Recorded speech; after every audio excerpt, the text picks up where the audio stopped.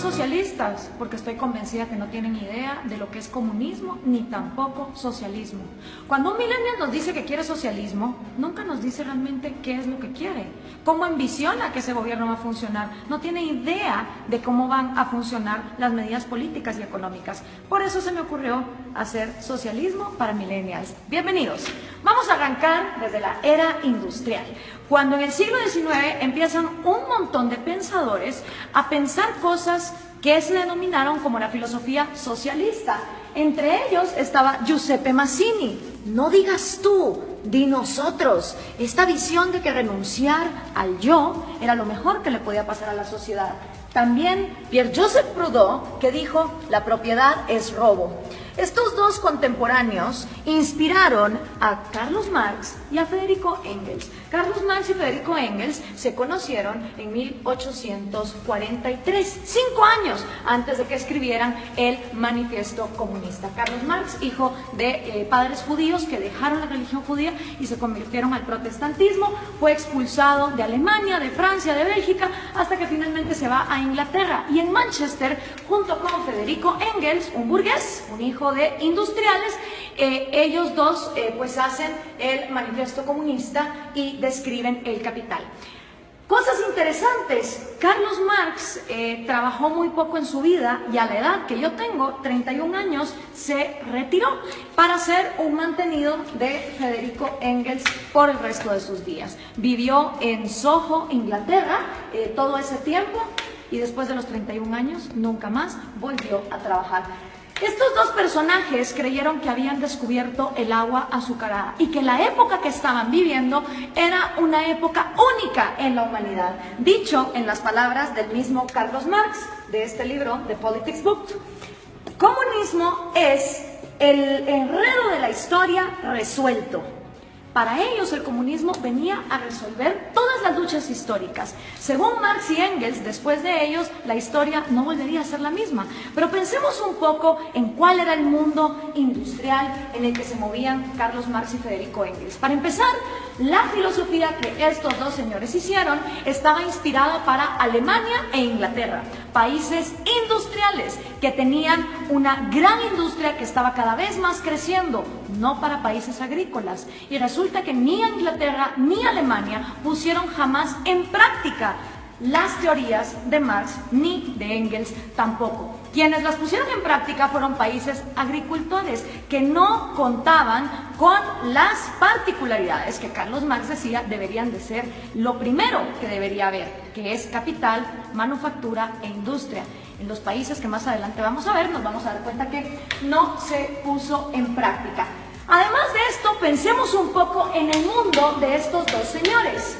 El mundo en el que se mueve Carlos Marx y el mundo en el que se mueve Federico Engels, 1848, es un mundo donde la esclavitud todavía era legal en Estados Unidos y en Europa, donde las mujeres no podíamos votar, prácticamente no teníamos ningún derecho porque éramos consideradas demasiado idiotas como para trabajar y votar. Era un mundo donde no había aviones, no había teléfonos, no había electricidad, no había inodoros, no había tampoco radios, no había televisión, no había satélites en el espacio, no había la mayor cantidad de profesiones que hoy por hoy existen en el mundo. Era otro mundo. Era una época donde estos dos hombres tuvieron la arrogancia de decir, de aquí para adelante la historia ya nunca va a cambiar. Ellos no tomaron en cuenta los avances tecnológicos, pensaron que la industria y esa época de los miserables iba a quedarse ahí para siempre. ¿Y en qué se basa esta crítica que estamos haciendo de el comunismo? Pues se basa en la crítica al proyecto de Gotha, escrito por Carlos Marx, El Capital, también escrito por Carlos Marx en 3 tomos, que por cierto el segundo tomo se imprimió luego de que Marx haya muerto, él ni siquiera lo había publicado, y por supuesto el Manifiesto Comunista. Vamos a ver entonces, el Manifiesto Comunista se basa en 2 fases. Esta es la primera fase que tiene 10 puntos. Ustedes vayan viendo si estos 10 puntos son lo que los millennials defienden cuando dicen que son socialistas. Vamos a ver, millennials, vamos a ponerlos a prueba. El primer punto de la fase 1 del Manifiesto Comunista es la abolición de la propiedad privada. Expropiaciones que son todavía cosa de todos los días en América Latina, no son ajenas a ninguno de ustedes. El segundo puesto es impuestos fuertemente progresivos. Esta idea de que los más productivos de la sociedad sostengan más al Estado, porque del Estado vivimos todos. Entonces, mientras más paguen los más ricos, se supone que el Estado va a ser más justo y más fuerte, y para nada tiene que ver que eso desincentive a la gente a ser mejor. El tercero es abolición del derecho a herencias. Interesante, porque Rafael Correa quiso hacer también una ley de herencias bastante draconiana, donde se quería quedar con un montón de las herencias.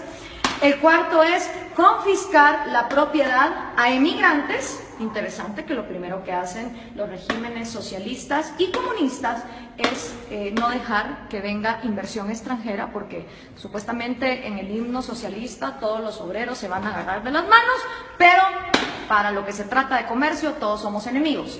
El quinto es centralización del crédito, que solo podías endeudarte con el Estado.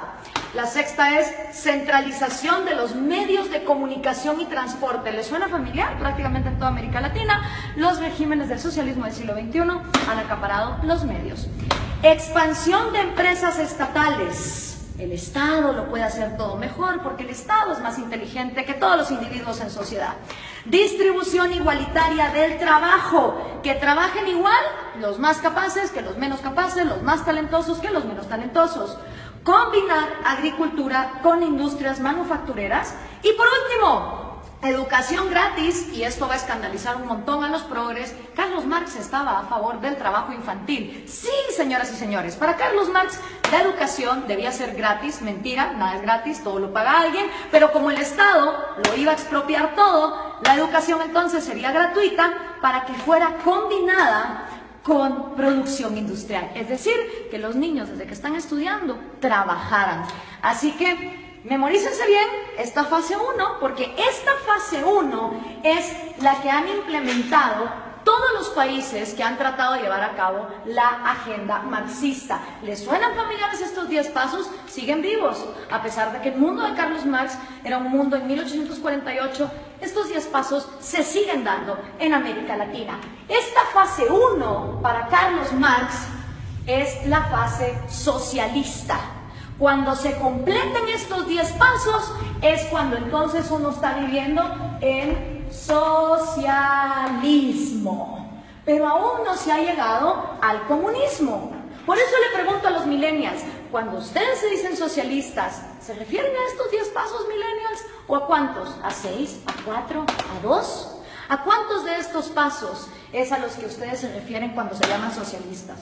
Porque esto es la primera fase basada en el socialismo. Vamos a ver entonces, cuando ya se completa esta primera fase, ¿qué pasa en la segunda fase?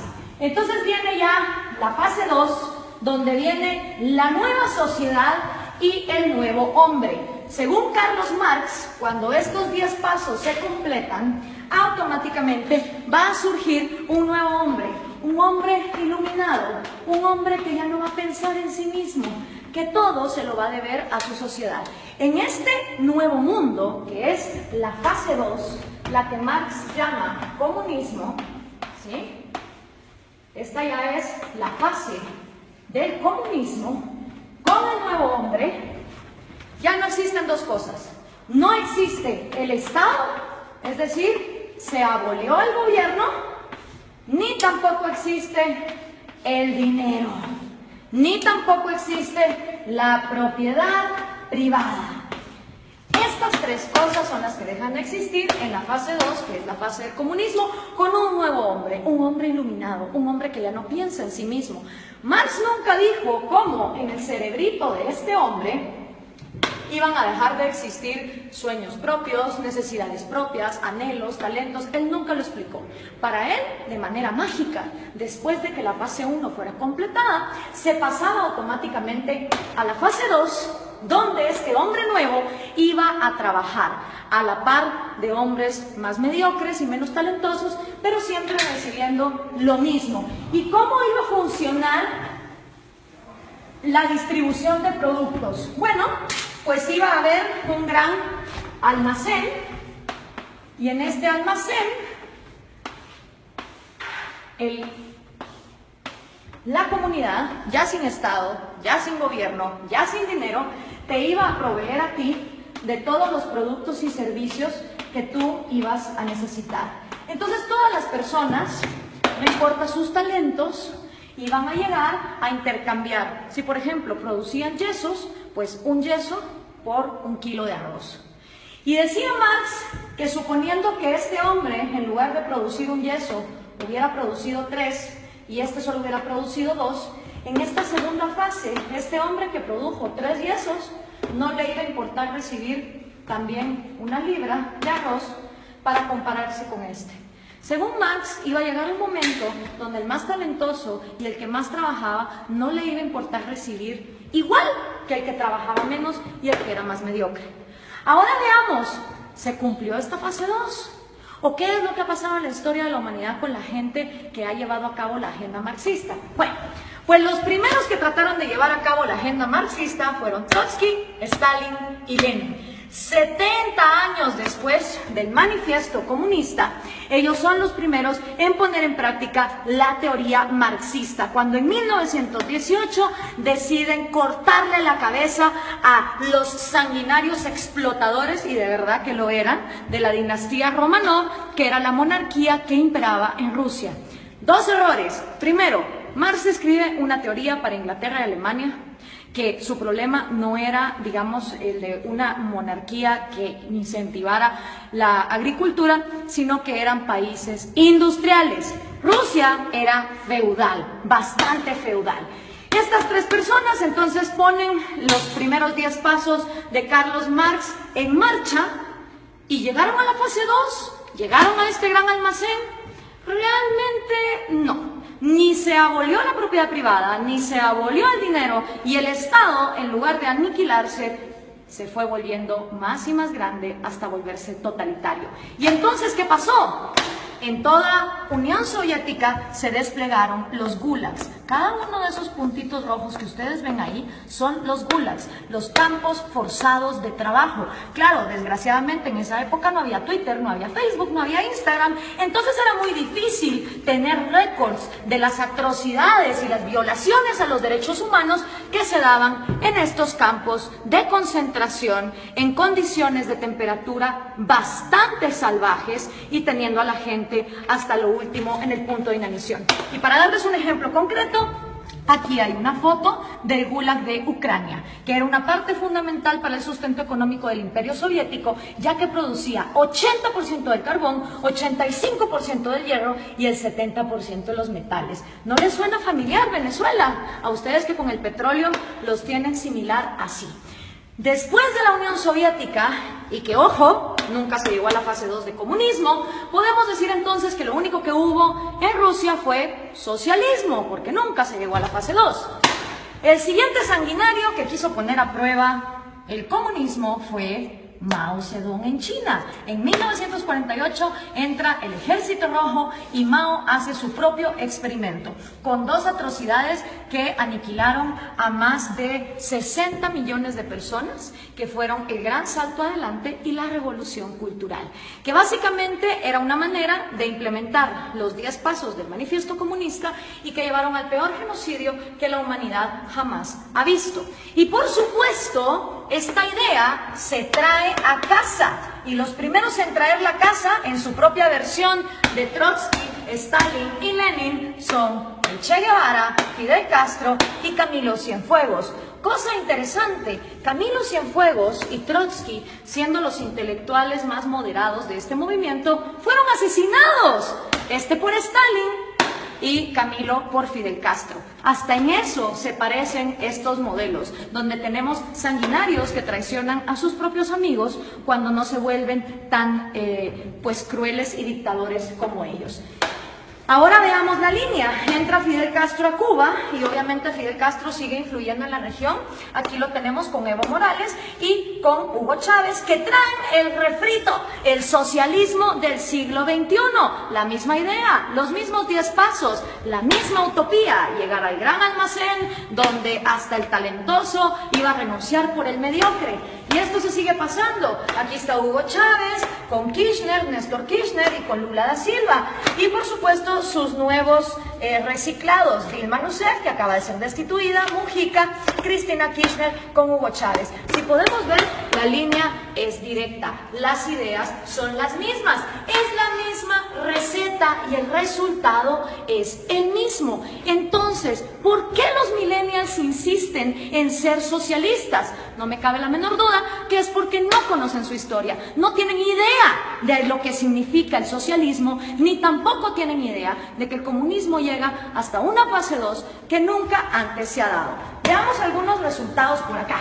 Tenemos la cantidad de muertos que el comunismo ha producido. En la Unión Soviética 20 millones, en China 65 millones, en Vietnam 1 millón.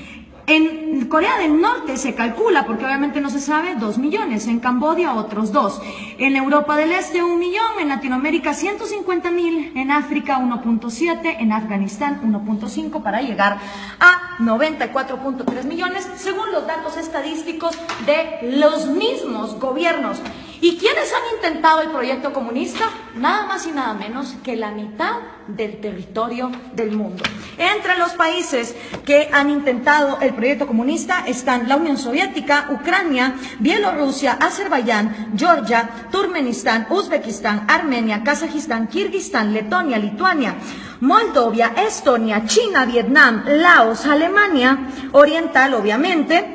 Está también Hungría, Checoslovaquia, Rumania, Yugoslavia, Albania, Bulgaria, Corea del Norte, Cuba, Camboya, Etiopía, Angola, Mozambique, Nicaragua, Afganistán y por supuesto Venezuela, si tomamos en cuenta lo que se ha llevado a cabo. ¿Cuáles son tus probabilidades de toparte con el comunismo? Son increíbles. Imagínate que vos podés tener antepasados de Hungría o antepasados de Cuba y vivir en Guatemala y te vas a haber topado con el comunismo. Las probabilidades de que un ser humano se haya topado con el comunismo, una historia comunista, son de 1 en 2. Porque como les explicaba, de todo el mundo, la mitad del territorio de la humanidad ha intentado este experimento. Y el resultado no ha sido esa fase 2, no ha sido esa panacea de ese hombre iluminado, ese hombre que deja de pensar en sí mismo para solo pensar en los demás. El resultado ha sido lo que George Orwell nos describió hace tanto tiempo en La rebelión en la granja.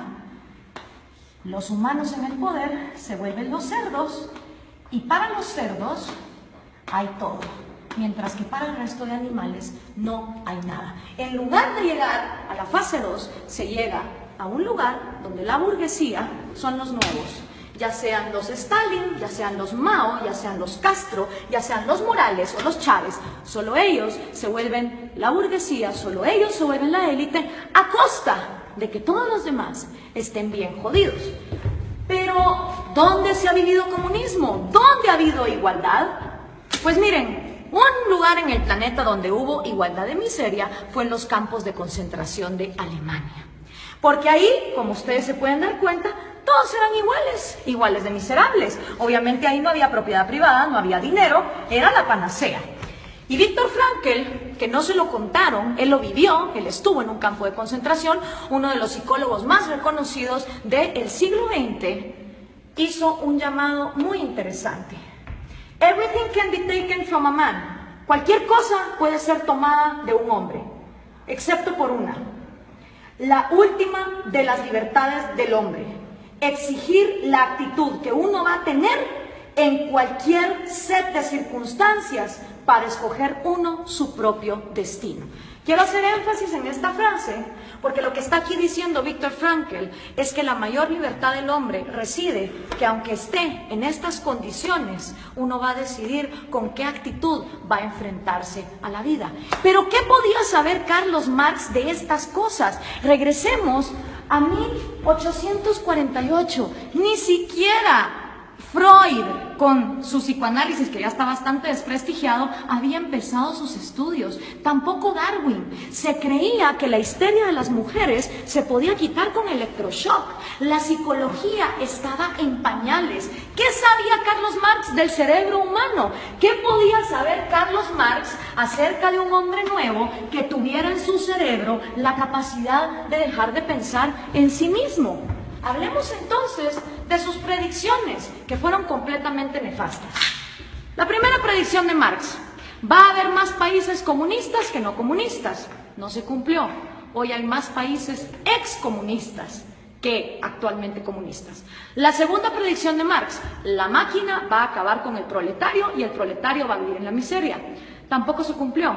Hoy por hoy, en el siglo XXI, existen muchas más profesiones y muchos más puestos de trabajo, tomando en cuenta que las mujeres ya podemos votar y ya podemos trabajar, que las que existían en su época, con lo cual su segunda predicción tampoco se cumplió. Hoy por hoy, de cada 7 personas vivas, 6 ya no viven con $1 al día, como era en la época de Marx, donde había mayor pobreza igualitaria. Y otra también de las predicciones de Marx es que el comunismo, en donde fuera implementado, iba a pasar a la fase 2. Y esa tampoco se cumplió. Ninguno de los experimentos comunistas han llegado jamás a la fase 2. Nunca abolen ni la propiedad privada para los gobernantes, obviamente para todos los demás sí. Nunca se abole tampoco el dinero, ni mucho menos la propiedad privada. Pero aparte de Viktor Frankl, que escribió ese excelente libro de El hombre en busca del sentido, hoy por hoy tenemos excelentes referentes de la psicología evolutiva y la neurociencia que nos pueden explicar cómo de hecho nuestro cerebro no está diseñado para el comunismo. Uno de ellos es David Boss. Él es PhD, profesor de Harvard, de la Universidad de Michigan, de la Universidad de Texas, y ha escrito 7 libros de psicología evolutiva, incluyendo este. No son personas que te lo digan por fe, como te lo dijo Marx, y que solo lo dejó escrito, cómo iba a ser ese cambio en la psicología humana. Son personas que han estudiado la evolución, la genética de la vida, y que entienden cómo funciona el cerebro humano. Y una de las frases de David Boss es: no existe un agente autónomo con intereses llamado sociedad. Esto es una imposibilidad lógica. Sociedad como tal no piensa, no come, no llora, no tiene intereses. La sociedad no es más que el cúmulo de cada individuo. Y somos los individuos y nuestros derechos fundamentales los que realmente existimos en la realidad. Una sociedad de individuos pensantes, libres, funcionales, es una sociedad que avanza. Una sociedad donde todos los individuos se igualan hasta la miseria sin libertad, es una sociedad que no avanza hacia ningún lado. La sociedad como ente no se mueve. Los que se mueven son individuos. Y si algo le interesa a una sociedad que funciona como una célula, es que cada una de sus partes tenga vida, tenga propiedad privada y tenga libertad, como sus 3 derechos fundamentales. Pero si eso no fuera poco, Steven Pinker, que también es un PhD, él se ha ganado el premio de la Academia Nacional de Ciencias a la mejor investigación en Inglaterra en 1993. También se ha ganado el premio de la Sociedad Cognitiva de la Neurociencia en el 2010 y ha sido 2 veces finalista del premio Pulitzer. Escribió el libro ¿Cómo funciona nuestra mente? Y una de las frases de Steven Pinker es: el mejor argumento contra el totalitarismo es reconocer una naturaleza humana universal, que todos los seres humanos tenemos un deseo innato por la vida, la libertad y la búsqueda de la felicidad. ¿Qué quiere decir esta frase? Que todas las personas, nazcamos donde nazcamos, en el país en el que nazcamos, en la cultura en que nazcamos, traemos 3 deseos innatos: el amor por nuestra vida, el amor por nuestra libertad y el amor por la propia búsqueda de la felicidad. ¿Qué significa eso? Que ustedes, si quieren buscar su felicidad, emprenden su propia vida como les diera la gana. Ahora, todos estos conocimientos de neurociencia que tienen David Boss o Steven Pinker, obviamente Carlos Marx no lo sabía, porque la psicología y la neurociencia no se habían desarrollado, no habíamos avanzado en la ciencia como para descubrir el ADN, el otro gran error de Marx. Él pensó que en su época ya se había descubierto todo, y no era así. Entonces, al tener estos conocimientos, es inaudito, es inexplicable que los millennials sigan siendo socialistas. La única manera en que me lo explico es que los millennials no tienen ni idea de lo que es socialismo, ni mucho menos comunismo. Y yo, que también soy millennial, pero de la primera generación, de esos que todavía vimos los cassettes y que sabemos cómo funcionan, tenía 5 años cuando cayó el muro de Berlín. Y me acuerdo como que fuera ayer de ver a esas personas celebrando y preguntarle a mi papá, ¿qué se está celebrando ahí? Me dijo, ahí se está celebrando que tenían a una población dividida a la mitad porque de un lado querían salir y no los dejaban. Si una idea es tan buena, no puede ser obligada hacia una cierta población. Y en todo lo que hemos visto aquí, lo único que hemos visto es obligación, hemos visto miseria, hemos visto genocidio. En la libertad no hay garantías. Yo no estoy aquí vendiendo una utopía ni una panacea. En la libertad hay riesgos y puedes perder como puedes ganar. En la libertad también existe la libertad de no participar en el mercado. En un país que vive en libertad, si hay un grupo de personas que quieren vivir como hippies e irse a una montaña y no ser parte del mercado y no tener propiedad privada, son libres de hacerlo. En un país comunista, si uno intenta meter una zona franca de libre comercio en alguno de sus puntos, va a parar a la cárcel o va a parar desaparecido. Esa es la diferencia entre vivir en un lugar donde se garantice la libertad y donde no se garantice. Esta utopía basada en el hecho de que el ser humano debe renunciar a su autoestima y a su amor propio para contribuir a su sociedad, es completamente errada por lo que la historia nos ha comprobado. Y lo único que logra son élites de cerdos, tal cual los describió George Orwell, que se quedan con todo a costillas de un pueblo que pierde lo más importante que todo ser humano tiene, que es su libertad. Espero esto les sirva a los millennials para entender qué es el socialismo y qué es el comunismo. Gracias por compartir.